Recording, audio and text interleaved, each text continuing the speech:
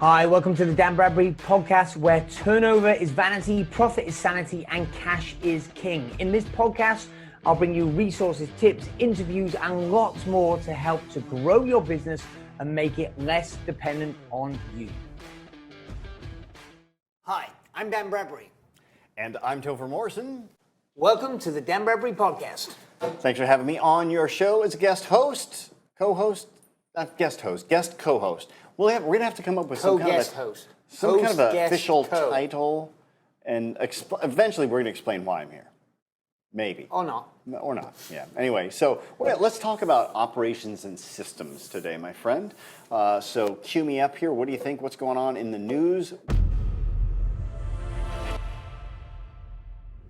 Super exciting and proud to share this story. So, long-time friend. In fact, he's been on this podcast before. Scott Martineau of Keep. Infusionsoft, Clayton Mass, the CEO, has also been on this podcast. Check it out in previous episodes. Check it out in the feed. They just announced that in the last 12 months, they processed a record-breaking $2.6 billion through their integrated payment apps. Yeah. And I met Scott when I met Scott. It was a little over 10 years ago. Holy crap! No, longer than that, dude. It had to have been longer. It was at least 15. Yeah, it's 15 years ago. Because you talked me into signing up for Keep when you were here in the U.S. When you were before your company even started. Well, I suppose the point is, I remember when it was single-digit millions. I think when I first met Scott and he spoke at an event of mine in the UK. It was $2-3 million in revenue, and more than 5 years ago, longer probably, he got past $100 million in annual revenue. Started from scratch, epic. Great success story. Yeah. Well, anyway, so this article, and also, by the way, good people. Oh, right? unbelievable. Like the best. Well, a great example, by the way, of culture, right? From our previous episode. Yeah, they got there's a football field inside their office. Right. Which, by the way, I could think of a million other things I would have put in my thing if I had that kind of cash rolling around. But it does speak to the fact that they like to take care of their employees. It does. I was going to say, because I don't think culture, for me, I'm not even speaking about that they have some nice perks. I'm speaking about the fact that, epic people, high ethical, moral culture, by my perception, and the employees are committed, dedicated. Honestly, they're very passionate employees, but they love. But Clayton, and what's the other guy's name? Scott. Yeah, that's right. I've met them both as well. There's three co-founders. There's Scott and Eric Martineau, they're brothers, and Clayton Mask. I haven't met. I met Clayton and Eric. I don't think I've met Scott. Okay, well... Anyway, but they're all three, epic people. Well, I mean, here's probably the point from it being the news. And here was the thing in the article, because Scott didn't tell me this, by the way. I love it, because he's totally humble. Yeah, in the article, their customers who use their payment integration with that marketing automation software, which is fundamentally what Keep is, right? Yeah.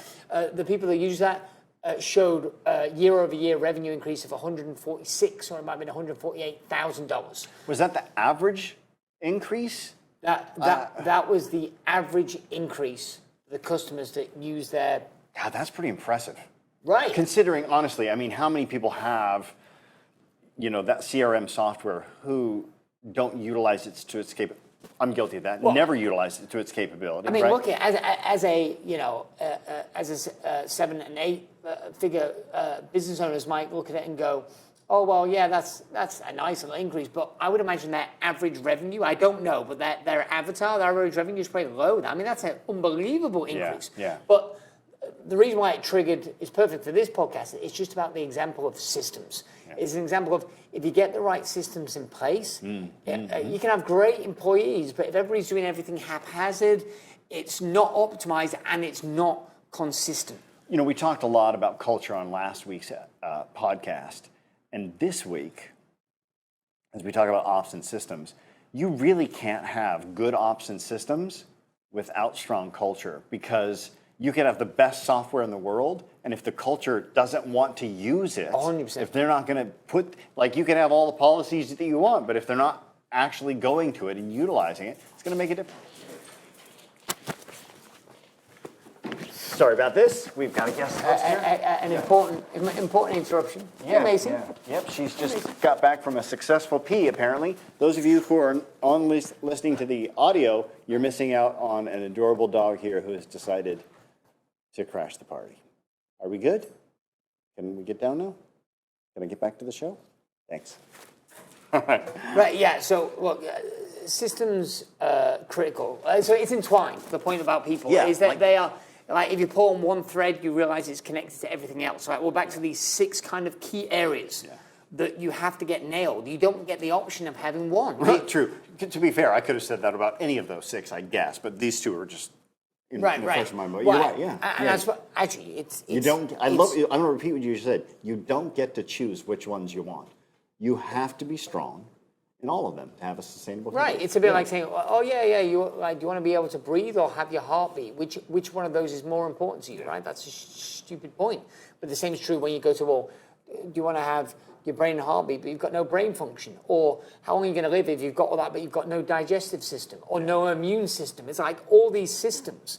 Yeah. There are 6 critical systems that you have to have nailed. I mean, that's the topics and the threads of these podcasts, and that's the focus when we work with businesses in Mastermind, is really to find out where's their weakest link, where's their Achilles heel. Because the most common entrepreneurial mistake, we've never spoken about this, but I bet you'll have a guess. Okay. Oh, put me on the spot. All right. Never miss an opportunity to make Topher look stupid. It's not that hard. So what do you think is the most common? Most common is probably not fair. What do you think is a very common for people that are searching out for things on YouTube, online, podcasts for how to help grow their business?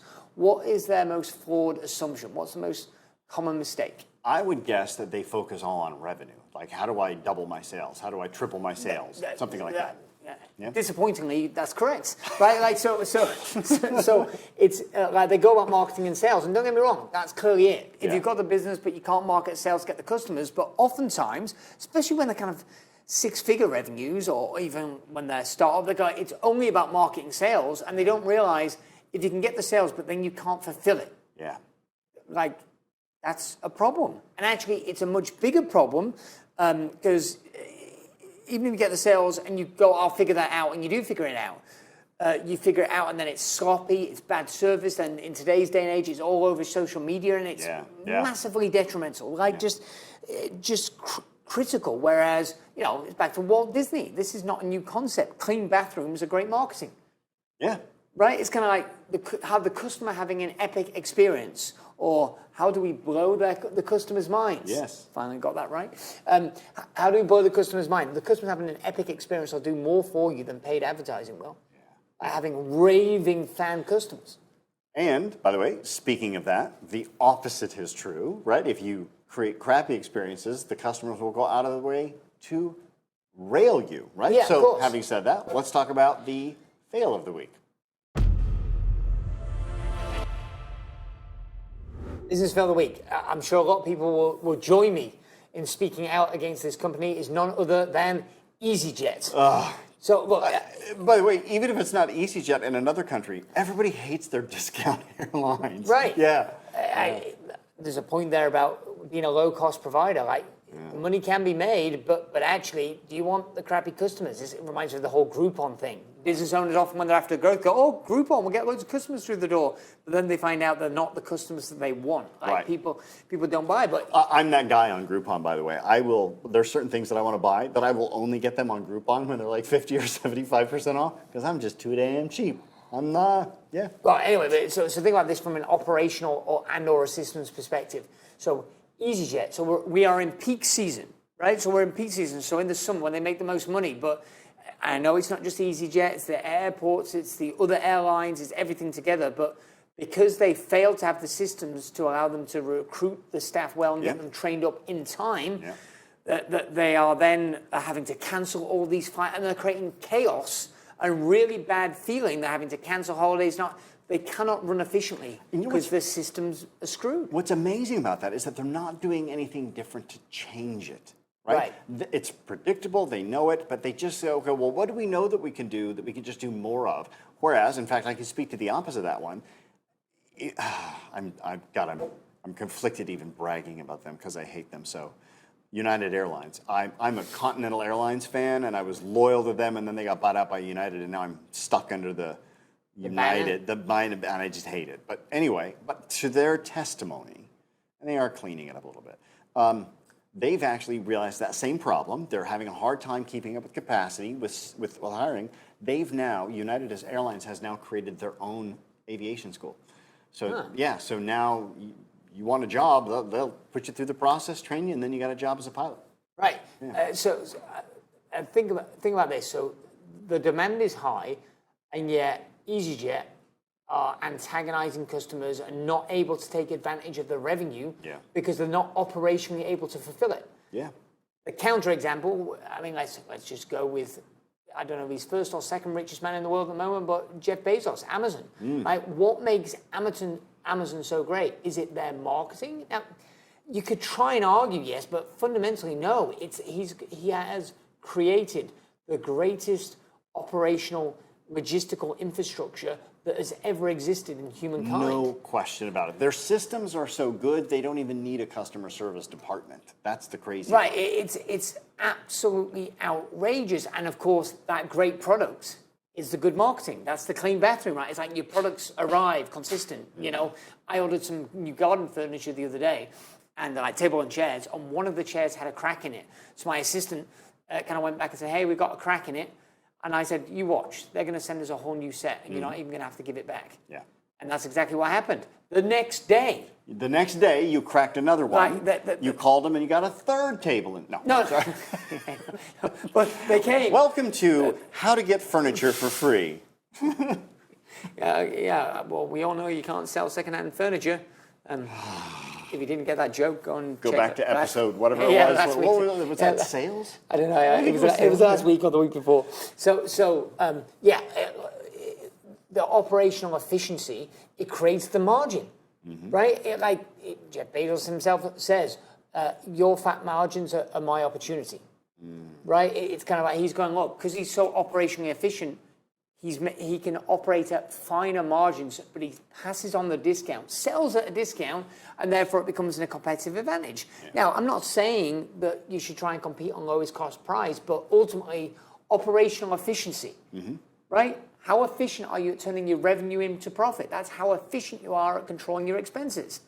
How do you control your expenses? You create consistency. It's not erratic, because one employee does A, one employee does B. Customer service issues, you're getting phone calls, your complaints, it costs you time and money. Yeah. And by the way, not only are his systems for getting you your products exceptional, his systems for how the computers set the prices is phenomenal as well. There's constant split testing going on to decide how many they can sell with this extra penny here or taking out the extra penny there. They have just an incredible system just on pricing alone, which is why they do so well. The point is this, I think that anybody listening to this, there's a whole host of systems that you need in your business, but at the very least, you should look at the customer journey, right? How they become leads, how they become customers, and how you do the fulfillment and turn them into raving fans, get referrals, and loop back round. How do you do two things? What is the optimal steps in that process, in that system, in that flow look like?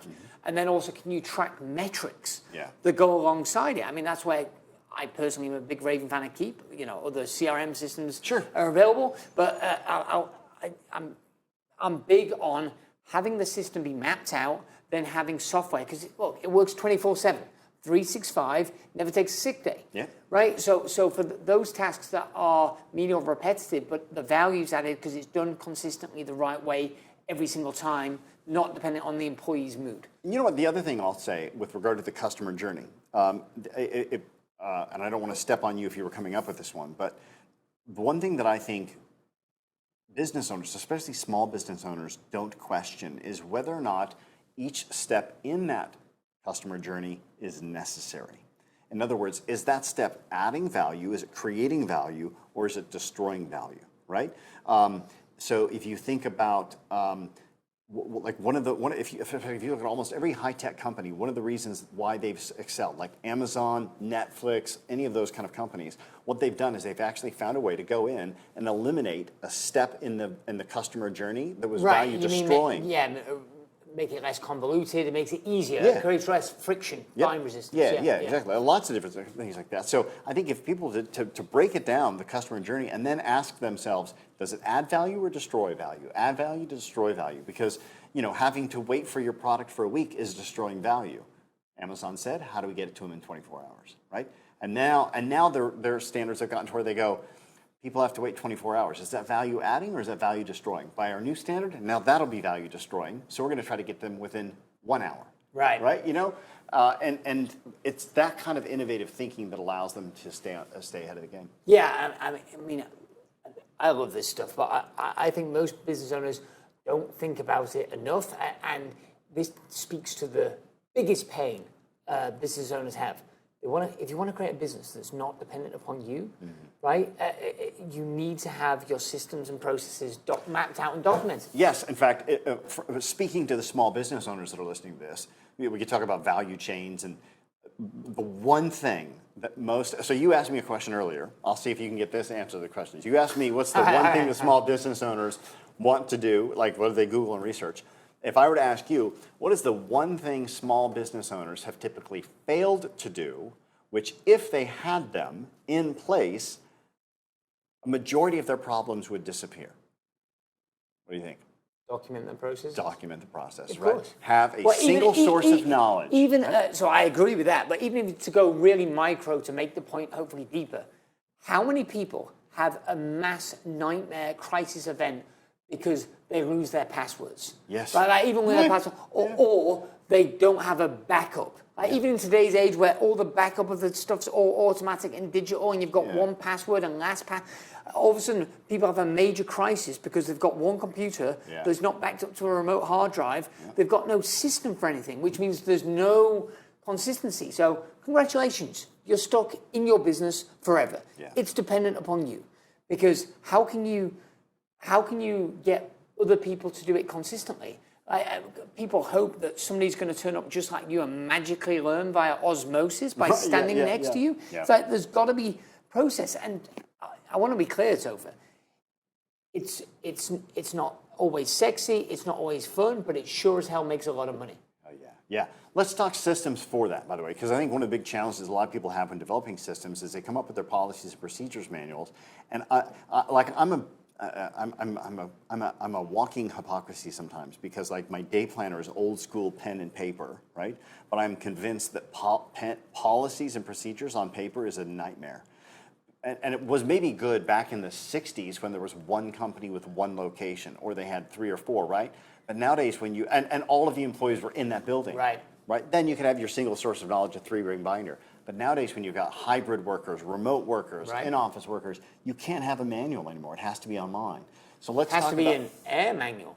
Well, that's what I was going to say. So let's talk about systems that we like, because there's 2 that I think are phenomenal. One is Trainual, which is a great policies and procedures, and then a new one that's just on the market, which is worth anybody checking out and looking into, which would be AirManual. Which is a phenomenal company that I learned about through the Ultimate Entrepreneur competition when I came out and hosted for you. Right. I mean, AirManual is a piece of software that I use that fundamentally allows you to document your processes. And it's I found it through one of our mastermind members, is one of the co-founders of the company, Alexis Kingsbury. Great guy. And it's just made it easy and intuitive. So a way of thinking about it is a lot of people think, they can just do it in Google Docs. No, it's different. It's completely different. Right. Yeah. And actually, we won't go deeper now. I think it's airmanual.co is the web address. We'll put it in the show notes just in case that's wrong. I think you're right. I just go to Jason and say, go and check that out. Yeah, absolutely. All right, let's see here. We've talked about our fail of the week. Who's the hero of the week? Let's talk about the great entrepreneur that needs to be addressed here. Her name is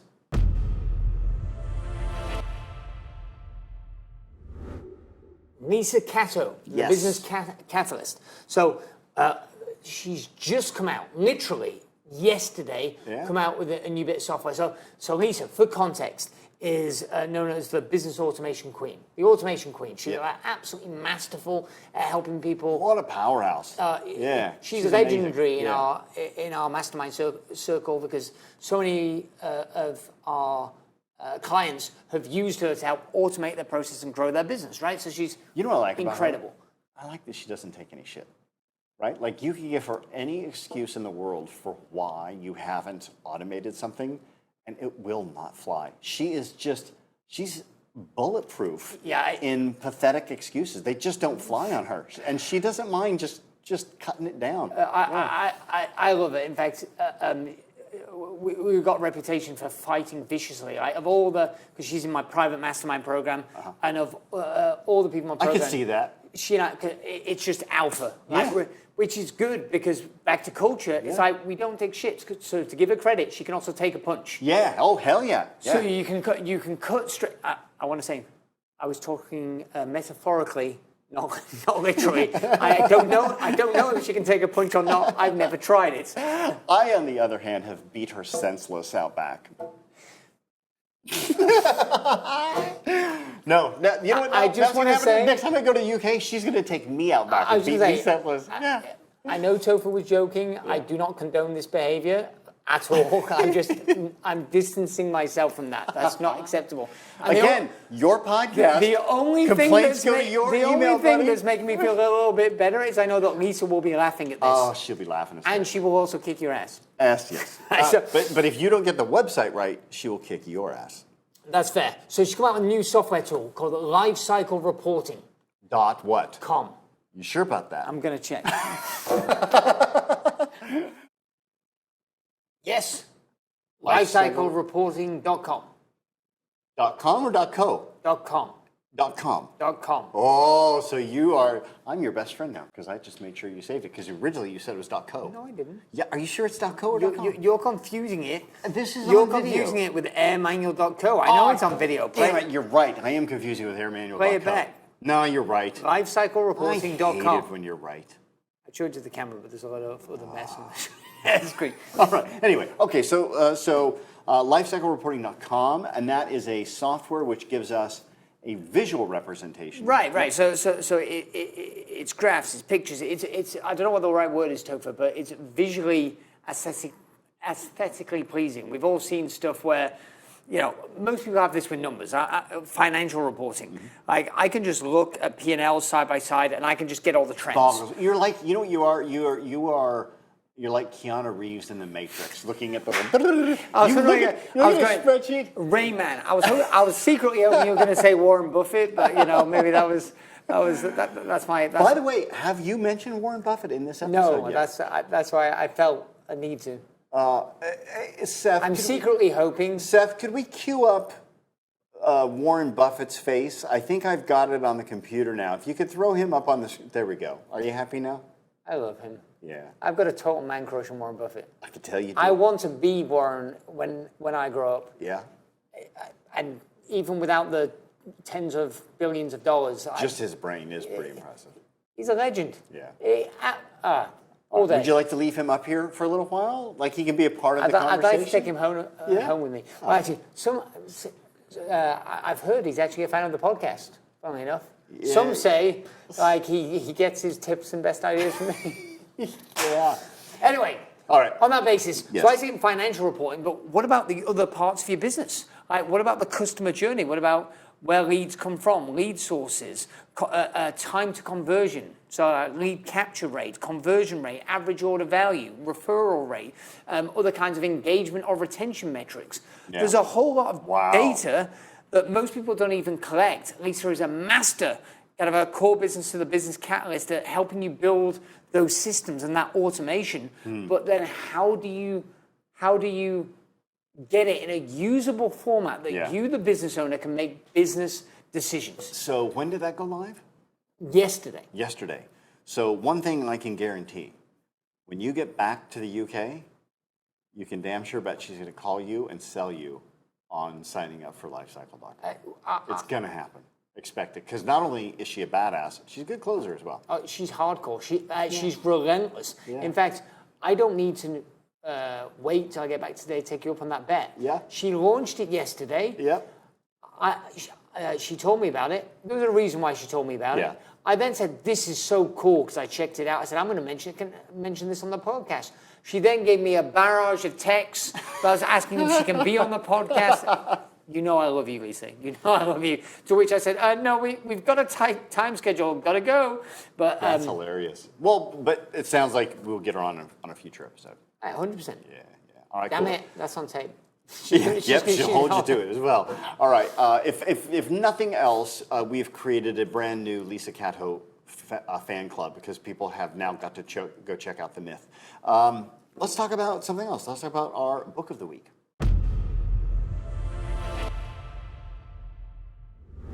Book of the week this week, another classic. If it ain't broke, don't fix it. It's the EMyth Revisited by Michael Gerber. Oh, I love that book. Can I share with you a story about that book? Mm-hmm. This is a story about, number one, how great that book is, but number two, how important what you say is. Even like us on this podcast. I remember, I'm talking... We were just talking about, you were talking about physically abusing women earlier on this podcast? Yes. 20 some odd, 30 years ago? I don't know how long ago this was. Like I was in my early 20s, easily. 25 maybe. I don't know. And a guy that I really looked up to and I admired just casually threw out the comment about the EMyth that like he was saying, oh, people talk about the EMyth all the time, but the EMyth was written 30 years ago and things have changed. And that's all I heard, and I never read the book. Huh. Just hearing that alone, and then I not only did I not read the book, but I parroted back what he said probably for the last 20 years as well. Yeah, but it's so old, things have changed. Oh, blah, blah, blah. And then in my mastermind program, we were always looking for great books to read, and somebody mentioned something, and I thought, let's just go for it or something. I can't remember what it was. Like I don't know what compelled me to get. Oh, I know it. I take it back. Now I remember. Because I'm a member of Libby, which is like this app which allows you to sync in with your local library. Okay. And then you can rent ebooks and audiobooks for free. Huh. Yeah. And I live off of Libby.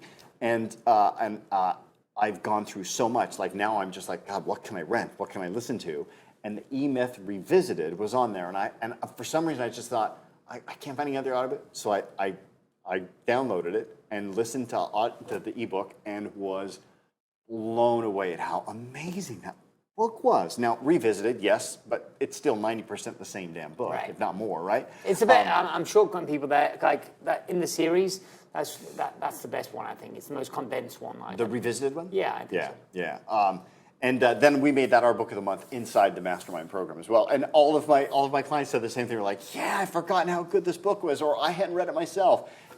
Phenomenal book talking about the power of systems, for sure. Yeah. Yeah, I think the principles are timeless because again, people they are. Yeah. People sometimes get overly anal into kind of points and this and that or the other, and I personally dislike some of his metaphors, and I hate the fact that he beats McDonald's to death to reinforce his point. Right. I have a funny story about McDonald's as well, but we'll save that for another podcast.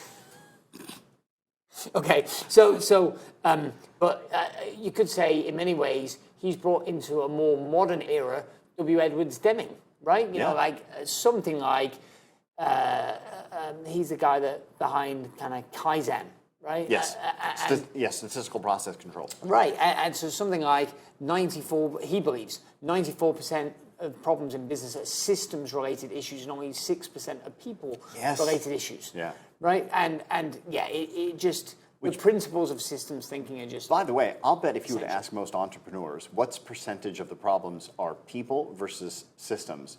I would predict the majority of most entrepreneurs would heavily weight people are the problems, not systems. And Deming said the opposite. Yeah, 100%. Which is interesting, right? Oh, yeah, 100%. And it's good for me because I would have said the opposite, but. Yeah, honestly, probably I would have too. Yeah. But we're back to that entwined comment, right? Because Demings would argue that the reason you got people issues because you didn't have a system in the first place that meant that they were inconsistent with how they execute. Oh, it's the employee that execute. No, the employee execute because the system wasn't in place. And you could even argue at the root that even if you got a bad employee, it's because, you didn't have a process for recruiting or managing or leading the employee, right? Yeah. All right, Mr. Bradbury, take us out with a final thought or quote. Well, I think on this theme, we've got to go with Michael Gerber, which is systems run the business, people run the systems. Love it. Ultimately, if you want a better business, you need to be a better business owner. See you next time. I hope you enjoyed that episode. 3 things you need to do now. Number 1, make sure you subscribe to this podcast so you do not miss an episode. Also, get on over to Amazon to get a copy of my latest book, Turnover is Vanity, Profit is Sanity, 9.5 steps to improving your profits and cash flow. Also, join our Facebook group, the Turnover is Vanity, Profit is Sanity community, to connect with other business owners.